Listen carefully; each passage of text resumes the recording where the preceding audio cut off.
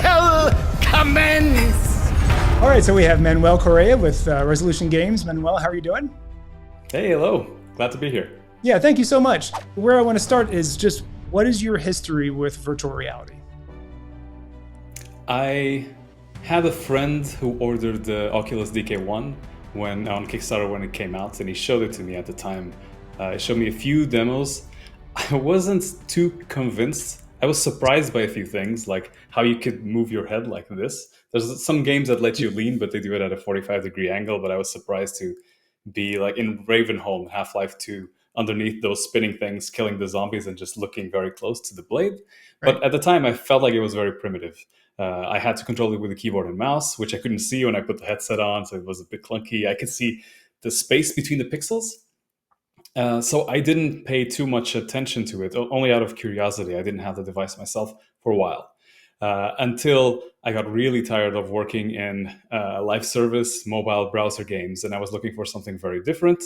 And I saw that Resolution Games was hiring, and they had a really different portfolio from anything I had done up to that point. So I went over for an interview, and in that one, they showed me a demo of what they were working on at the time, which was Bait Arctic Open.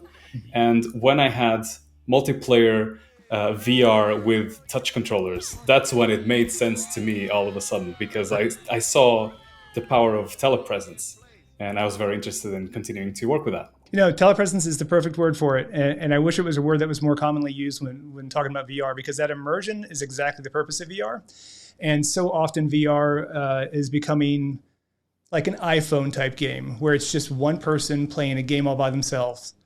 But when you add connectivity over a long distance, especially with a loved one over VR, that to me is real VR, you know, and it's great. Even for work, I don't want to extend that history of VR too much, but when most of the time that I spent at Resolution was working on a game, well, maybe now it's Battles, but it was working on a game called Cookout. And one of the team members was in the US. And it was very easy to forget that they were far away, because we just went into the game, we play tested, we pointed things out in kind of physical, digital space. We picked things up, we showed. And when we got to meet, which was once or twice per year, it didn't feel like it had been a year, because last week we were just right next to each other playing that game. Yeah, it's powerful. It is very powerful. I've experienced the same thing. And it's one of those things you try to communicate to people. And until they go through that entire process, it's like, oh, that's nice. You're like, no, it's amazing. You have to try it, you know? So you're at Resolution Games, and what was the charge? Like what was handed to you? What was the requirement for this project?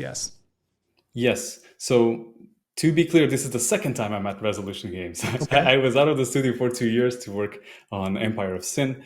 And when I came back, it was because there was a prototype of this game, which now is called Demeo Battles, which they had tested in a kind of a hacky, improvised way. But they figured, hey, this could work. So they assembled something very quickly. They saw that there was potential there, and they were looking for someone to turn it into a full game. Part of it we had to redo things to work properly. It might have looked more polished than it really was, because on the back end, it was just strung together with duct tape to show that it could be played. Yeah, that makes sense. So what was that process? Because I noticed on your blog that you've worked on card games, which is like very essence of like low barrier of entry as a designer, as far as like physical assets. You know, you can just take out Post-it notes and draw them for the testing. But the hard part is the interactivity and the challenge and keeping people, you know, invested. Was that more your expertise in this regard, because you were taking an existing property and making it into something else? That's an interesting question. Not really. I mean, I have a lot of expertise with board games. I play a lot of them. I designed some. I've published a few of those. But because in this case, we were using the heroes and creatures and cards from original Demeo, Sure. I was supposed to keep them as intact as possible. There were a few which were just too powerful because the original game is built on this hero fantasy. But in this case, what it means is if two heroes meet and they're just very, very powerful, the one that gets there first gets to kill the other one. So there were a few cards that we had to scale down a bit. So we made new versions of that. But for the rest, it was mostly about how can we bring in interesting new uses for these cards without changing what they do. So you'll notice that there are some cards which might not be super useful in the base game, but they are game-changing in battles, even if they do the same thing. So how would you describe to an existing Demeo player? Because that's the person I think it's harder to describe to because they already have an idea as to what Demeo means. So how do you describe battles and its gameplay to an existing Demeo player? I would say they are short, competitive battles of two teams against each other. Each team has two heroes. At the start of a game, you get to pick a hero. You get 1,500 gold to buy cards for your starting hand and creatures that will fight on your side. And the goal is deathmatch. So the last team with a living hero wins. Matches are much shorter than core Demeo. So in Demeo, an adventure could be 2 to 3 hours long. In this case, we're talking about an average of 16 minutes. Is there an existing analog in the real world that maybe it's a board game, and I can think of multiple games that it would be like kind of squished into one. Is there one or multiple games that like are board games or otherwise that you would say this is a mix of?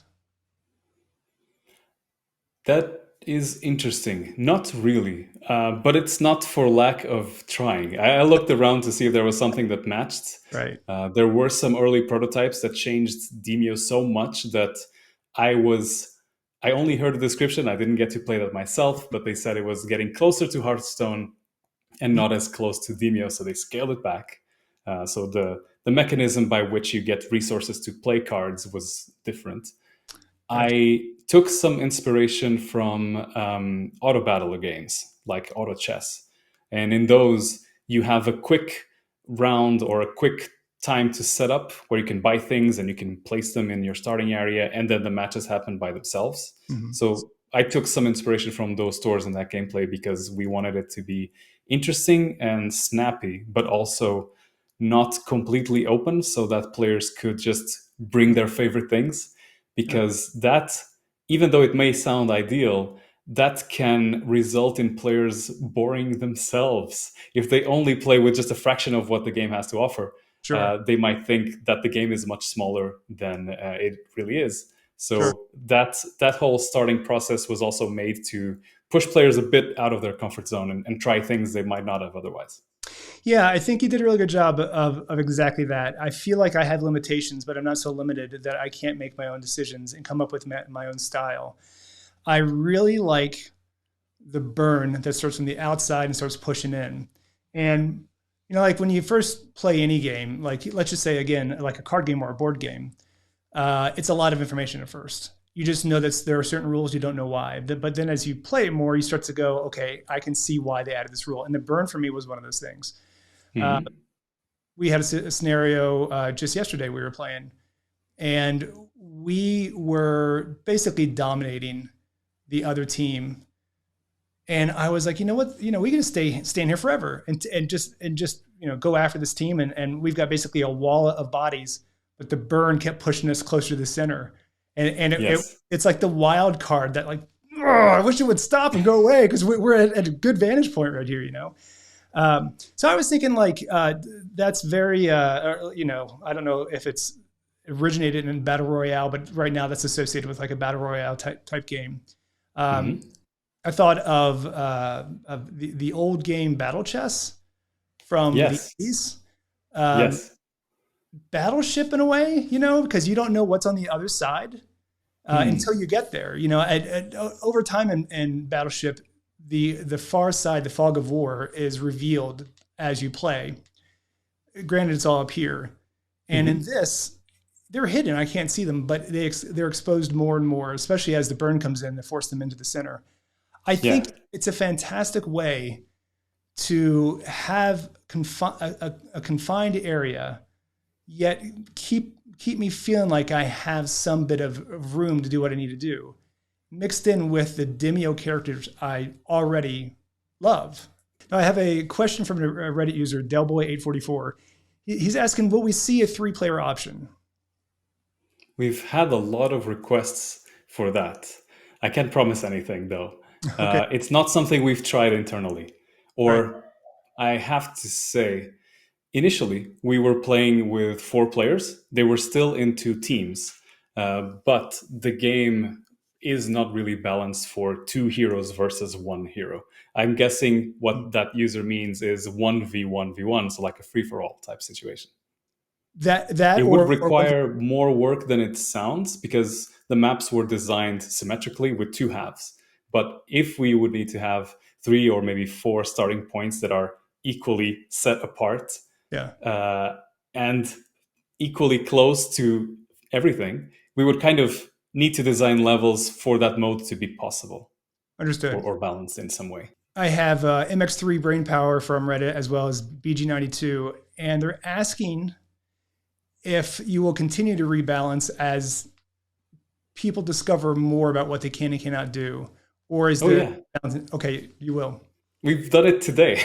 Oh, really? Okay. I don't know if you have a chance to try it, and I don't know when this is coming out, so that today might not match. But earlier today, we released a new patch with bug fixing and balancing updates. Okay, so I don't know if this is a bug, but we had a question from a Reddit user, Tony Hivemind. He's asking, why can bards buff themselves when the computer plays, but we can't? That's one of the things we fixed in today's patch. Oh. It was not intended, and it resulted in like an internal joke within the community because players were having trouble with a map called Slime Nado, which is 2 bards and a lot of giant slimes. More giant slimes than a player would normally have access to. So we fixed it by improving that AI, meaning making sure that they couldn't buff themselves. But keep in mind, it's still 2 bards. They can still buff each other, but at least not themselves. And we reduce the amount of slimes slightly. Yeah. And because it's player versus player, I've noticed a number of things that you had to think through that you didn't have to do in the original Demeo. So let's say like a minor one would be blinding someone. The opposition couldn't blind you in the original Demeo, but in the new in Demeo Battles, I can be blinded. And I was so surprised when the entire board went dark. It was so perfect. Just a couple tiles around your character, Yeah. But if you're playing with someone else, maybe they're not blinded, and maybe they can help you tell where things are. That's exactly what happened. I was playing with another person, and when they got blinded, I was pointing right here. This is where you need to go, and they were kind of reluctantly, "Are you sure this is where I need to go?" And I also like that I can have like a giant slime on my side for the first time, and I get to take advantage of that spit, that arc that he does that goes so far across the board. Where typically I hear that sound and I just kind of dread it because I know it's coming from me. But now it's like, oh, well, I get to use that to my advantage. So watch out for the slime it leaves behind. Oh, yeah, exactly right. It leaves a trail of slime that damages you too. Do you have a strategy that you use that I can use and not tell anybody? No, that you use, because like, and I'll give you my, for instance, I by default, 1 hero is on each side of your board, and then you can, the minions you choose are right in the middle. But I've experimented with that as well as putting everyone into one corner. And so now we have like our bodyguards around us. And I think since the game is still so new, I think we feel still a little uninitiated as to everything that can happen. So we feel a lot that safety blanket of monsters around us. What is your strategy? It really depends on who I'm facing. Oh, okay. And this is why I like that shop phase. For example, if I'm going to play against a sorcerer, I might want to bring some ice resistance potion because freeze is so dangerous. If I'm playing against an assassin, I want area of effect things to find them because they are revealed when they take damage. So it depends. There's a few characters that I know better, but that's more personal preference than me saying that they're really better. Right. and others I don't know as well, and it's still fun to discover. But it depends. If I'm playing, we play test within the team quite a lot, and we know whose favorite characters they are. Yeah. So sometimes I just pick something different that the other team is not expecting, just to Yeah. surprise them. We did the same thing last night. We just chose bards, two bards, just doing the best you can. And that's hard with bards, and I mean, you can buff the other bard, but that guy still just has a dagger, at the end of the day. Yes. Um, the But a well-equipped bard is really, really dangerous in Yes, battles. yes, If you bring a lot of cheap creatures, you can use the resilience spell on them to give them extra armor, and suddenly they're much better than the thing you bought in the shop. for sure. And the bard for me was something new, and I didn't understand it at first. And now I see it as like a mixture of like someone providing aid as well as a magic user all in one. And typically, magic users don't have a hard melee or a high count melee, and so it's a real nice mixture that I didn't like at first because I didn't feel powerful. But now that I understand it, it takes some time to grow on you. Yeah, yeah. It has an ability block as well, which can block other heroes from using their cards. They can Right. still move and do melee, but you can change their plans completely. So I've got a question for you, and so I was playing last night, and we were playing against a creature who only has melee. Um, in fact, they're under their ability, it just says melee. Mhm. I used that ability block, but it didn't keep them from using melee. So is there a difference between abilities and special abilities?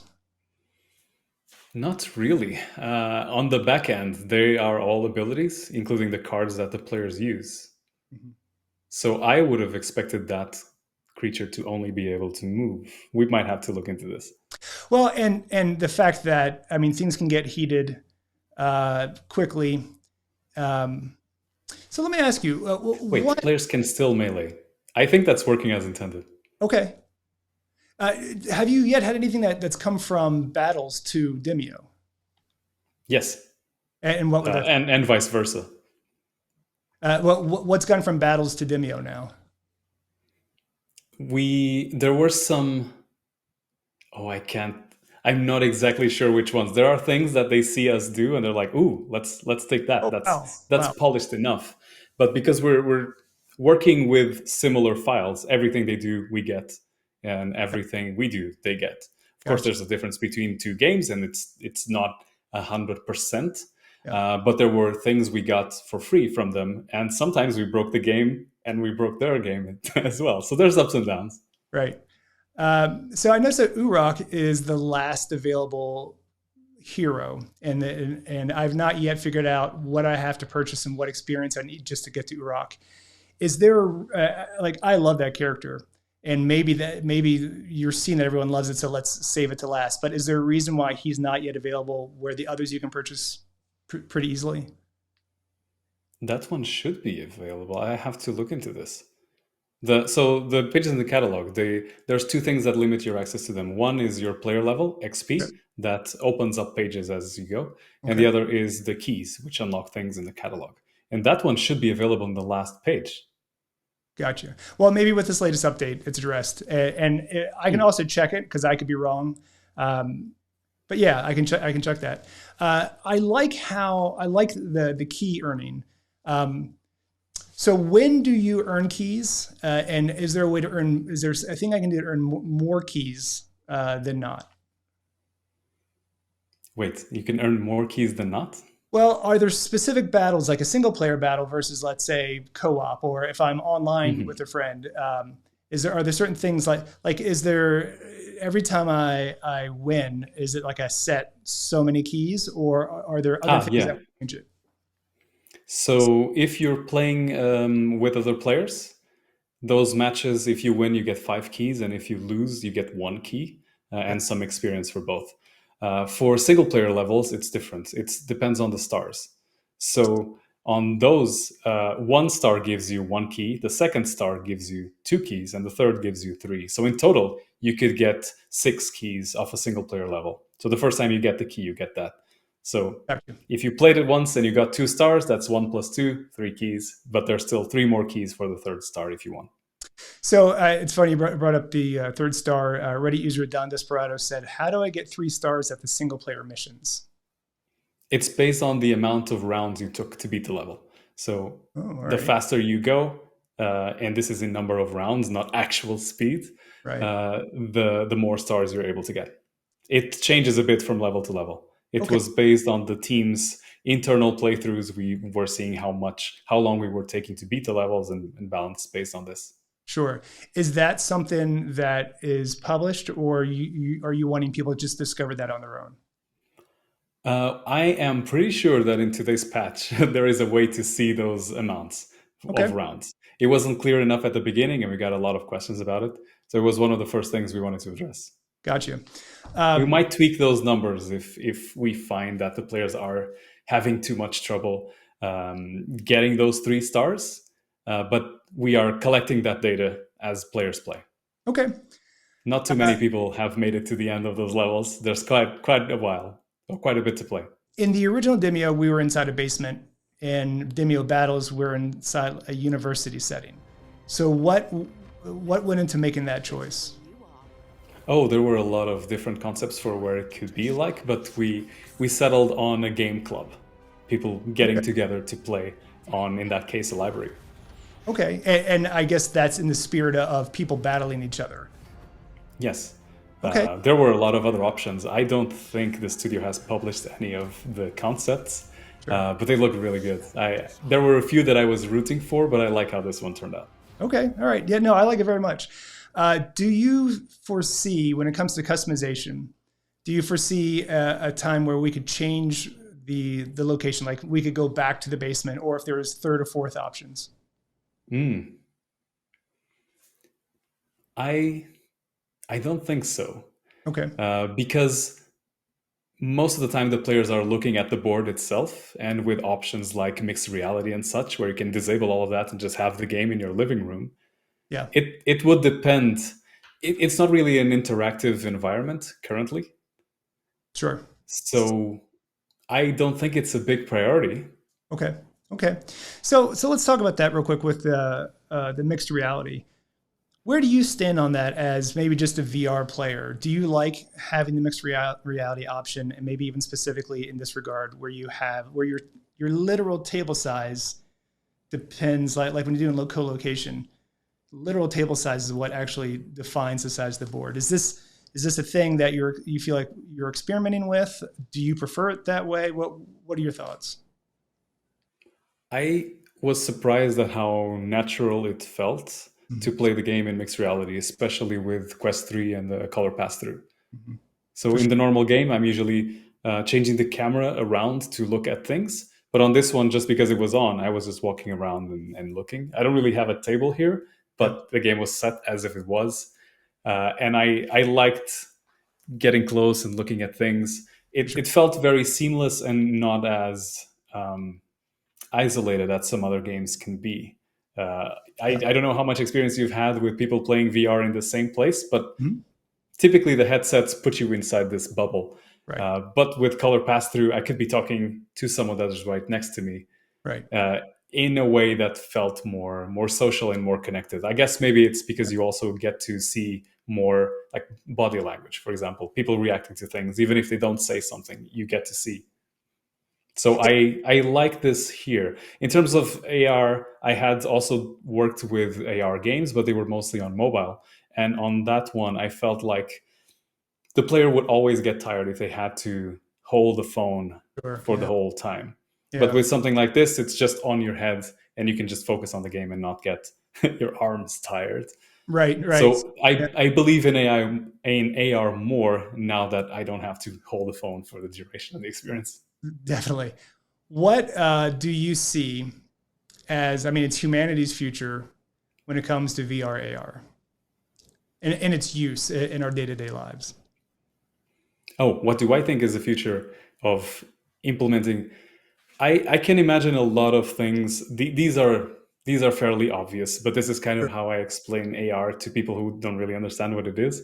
But things like notifications, Google Map pointing you at different things, getting information about the real world that you wouldn't get otherwise. Like what is this shop then you get it.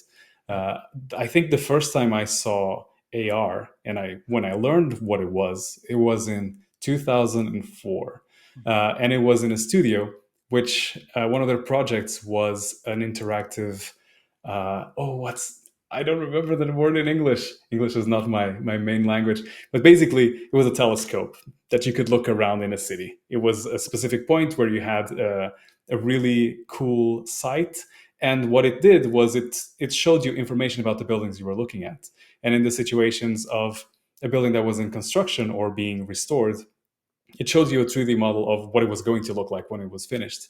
And I think those things are integrate very seamlessly and could still happen with the current hardware.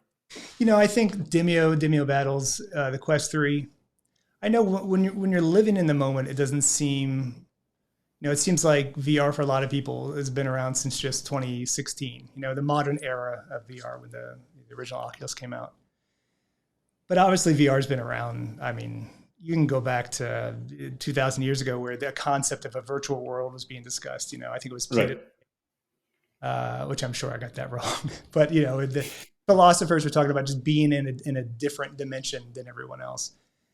And when you think about it, Demeo Battles, Demeo, and the Quest 3, this is, I can see people looking back 25, 50, 100 years from now and going, oh yeah, that was one of the very first to use mixed reality. If they even have that word by that point, it's just going to be yeah, the terms keep changing. Yeah, they do.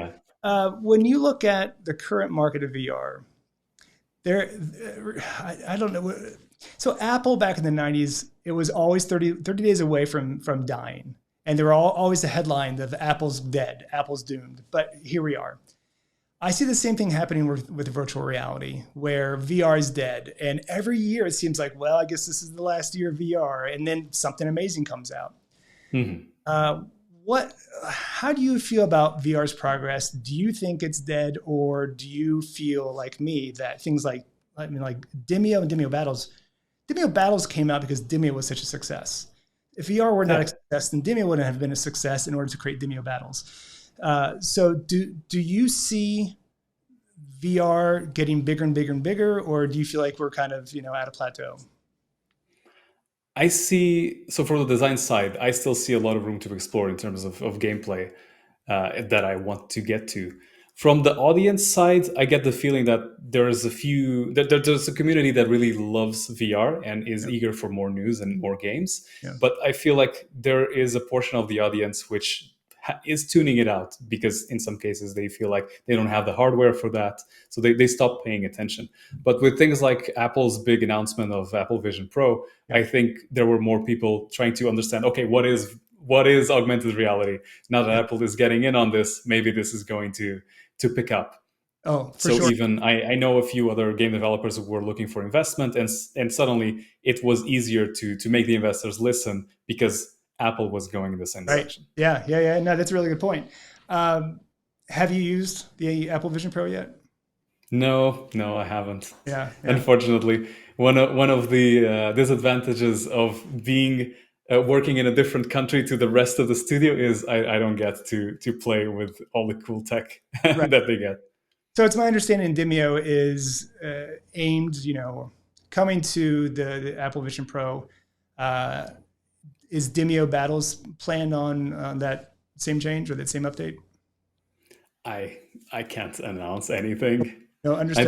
I don't think it's been announced, but I would say it's like I said, we have a lot of shared resources between the projects, and in some cases, if they manage to do something, we are able to try it out at least. Yes. It's easier for us to get it if they had done it. So like the mixed reality part of Demeo Battles, that was not the Battles team. We got it because it had been made for Demeo. Gotcha. Now, that's nice. So I would say it's more likely because they're looking into that, but I don't think we have announced anything.